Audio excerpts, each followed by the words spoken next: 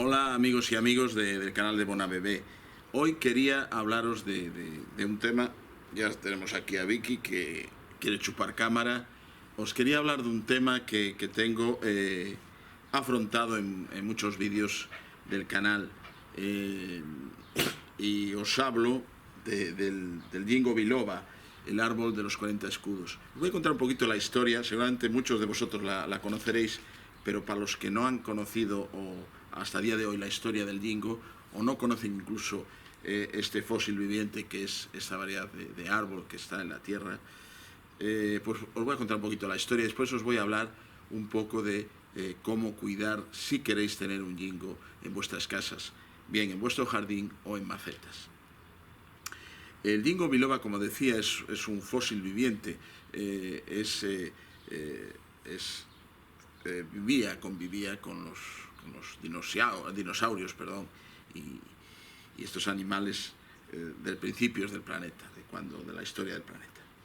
Y consigue sobrevivir, fijaros, consigue sobrevivir a todos los avatares, a todos los cambios que desde el principio del planeta se han dado, y llega hasta el día de hoy. Es el único ejemplar que queda, que decir, la única variedad que queda de su familia. Es un huérfano que sobrevive. Es también conocido por el árbol de los 40 escudos porque un botánico que lo trajo de Japón, o un mercader, se lo vendió a una persona de aquí y le pagó 40 escudos por el árbol. De ahí también el nombre de los 40 escudos.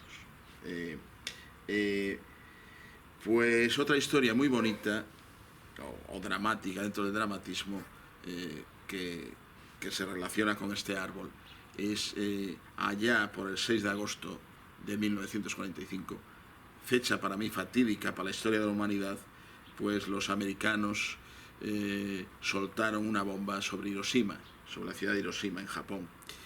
Y sabéis que la capacidad destructiva de la bomba atómica es terrible.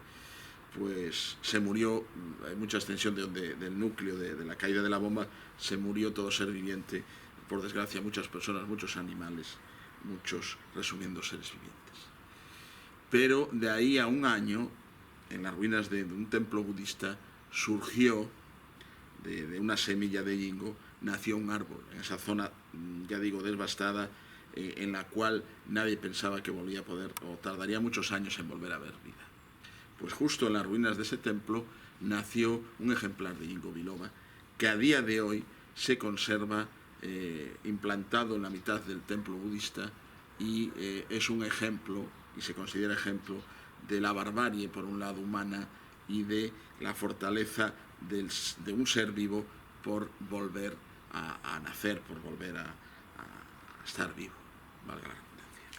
Por eso que de aquí yo me enamoré, de aquí que ya dando un pequeño salto cualitativo, yo me enamoré de este árbol hace muchos años, cuando lo vi, que nunca lo había visto, en un vivero en Sabarís, siempre cuento la historia, y me enamoré y pregunté, porque era en la época de otoño y tenía las hojas así como muertas, y pregunté a mi amigo, este hombre que después me hizo amigo, responsable del vivero de Sabarís, el dueño, me explicó que era un Ginkgo biloba. Y pasé años intentando conseguir un ejemplar. Allá me fui a Moaña, al otro lado de la ría de Vigo, donde me habían avisado de que había un vivero de personas con minusvalía que cultivaban gingos. Y hasta allí fui, me parece que fue el primer ejemplar que yo tuve. Después quise intentar, porque aquí en Vigo tenemos varios ejemplares de Ginkgo biloba, pues conseguirlo a través de semilla. Y una vez que lo conseguí a través de semilla, pues me dediqué y me dedico a conseguir semillas y a regalarlas. Y de ahí, estos por ejemplo son ejemplares de hace años de semillas. El ginkgo tiene un crecimiento en maceta bastante lento, pero bueno, si no veo yo un gran desarrollo, que lo vean las personas que me han de superar en vida, de mis familiares o amigos. Y a veces tenemos que pensar igual menos en nosotros mismos y en dejar algo bueno hacia los demás. Bueno, y ya no me lío más, espero que os haya gustado la historia del ginkgo. El ginkgo tiene otra peculiaridad. Ahí existe la variedad macho y la variedad hembra. ¿Cómo se distinguen? Pues casi en el árbol no mucho. Bueno, la hembra suele ser un poco más grande que el macho, pero en las semillas sí que se distinguen las semillas que el fruto y después las semillas que de este fruto emite la hembra. Pues tenemos dos tipos de semillas. La que es de dos partes, digamos, es como la semilla que tiene una parte por arriba y otra por abajo, simple. Esta es la hembra. Ya veis, una semilla muy parecida al pistacho, dos partes, tiene una línea que las une, imaginémonos dos partes. Esta es la semilla de la hembra, las que suele haber más. Y después tenemos la semilla del macho, que está dividida en tres partes, como si fuera un triángulo, una cara, dos caras, tres caras. Si tiene tres caras, macho. Si tiene dos caras, hembra. Después me pedís, pero es muy difícil, porque claro, la hembra, entre comillas, como en la naturaleza, y hasta se desprecia un poquito más, porque ensucia, entre comillas, da muchos frutos, sobre todo en jardines, en fincas, ensucia, y el olor es bastante desagradable del fruto del lingo. Entonces la gente quiere machos. Aquí en Galicia, de las zonas que yo conozca, que he visto lingos, en Vigo hay dos zonas. Hay en el parque de la Bouza, me parece que se llama así, donde se celebra la feria semanal de los miércoles. Pues ahí existe un macho y una hembra. Y en la zona de Castrelos, en el parque de Castrelos, en el estanque, por la parte que da hacia la carretera de Castrelos, ahí podéis encontrar también ejemplares de lingo, por si queréis verlos en tamaño natural, si podéis verlos. Seguramente en otras partes, en otros lugares, en vuestras ciudades seguramente podréis, porque es una especie que se está plantando porque es muy resistente tanto a las plagas como a la contaminación. Pues se están plantando ahora bastantes en nuestras avenidas, en nuestros espacios públicos. Y el cuidado, vamos al cuidado. El cuidado es muy sencillo. Yo lo suelo trasplantar una vez al año, o cada 2 años, y tenéis que tener cuidado, sí, que las raíces son un poquito delicadas, pero, a ver, tampoco una gran delicadeza. Tratar de no moverlas mucho, de tratarlas, aguantar bien el cepellón, porque en los primeros años sí que son unas raíces delicadas. La exposición aguanta todo tipo de exposición. Aguanta la sequía, no pasaros con el agua, es decir, es una planta que lo aguanta, es un todoterreno. De ahí que sobrevivió y sobreviva a siglos.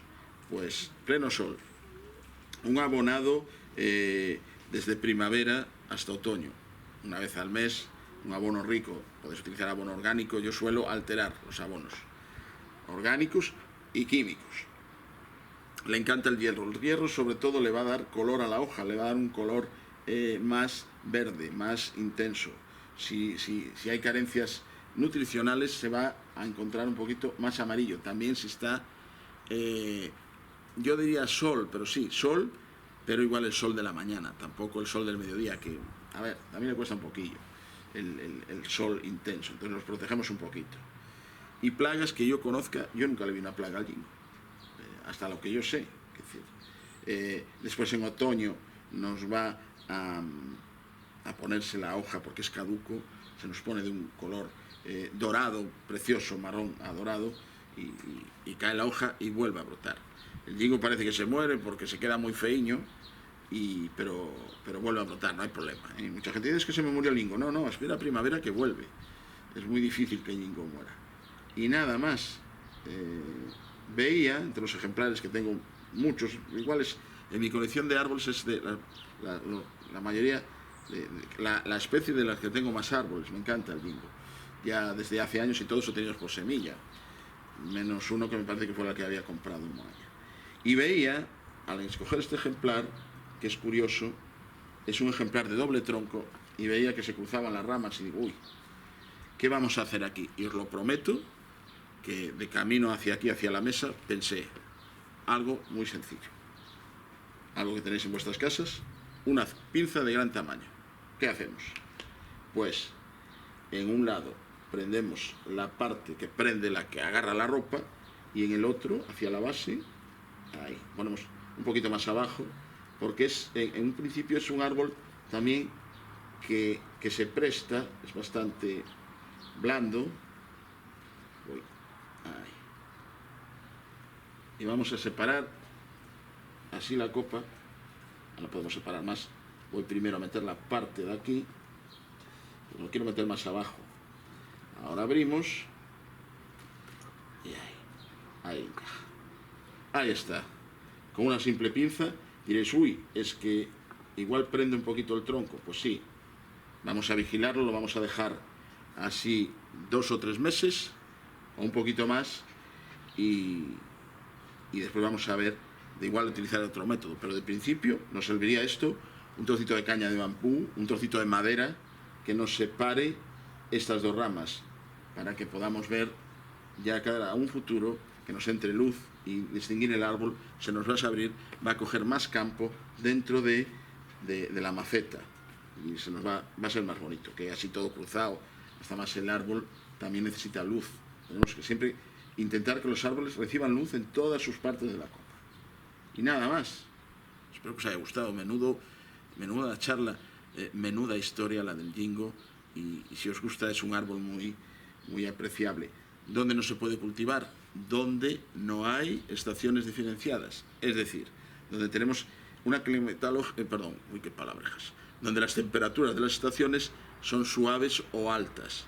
Porque en invierno necesita temperaturas bajas al ser un árbol caduco para desprenderse las hojas y volver a reiniciar su ciclo vital en primavera. Si no, lo llevamos a un lugar donde no ocurre eso, se acabaría agotando y ahí sí que se habría muerto. No podemos conseguir que árboles que sean caducos sobrevivan en climas muy suaves. Mira que hablé hoy. Bueno, espero que seáis felices y que los gingos, que hay muchos por España y por algunas zonas de fuera de este país, gingos que algo, a ver si tampoco regalé estas semillas y de ahí nacieron esos árboles. Ojalá estén como mínimo vivos y, ¿por qué no? Seguramente igual los tenéis tan bonitos o más bonitos que estos ejemplares que muestro. Hasta pronto, ser felices, que me lié un montón y creo que lo dije a finales de agosto del 2018. Hasta pronto, amigos.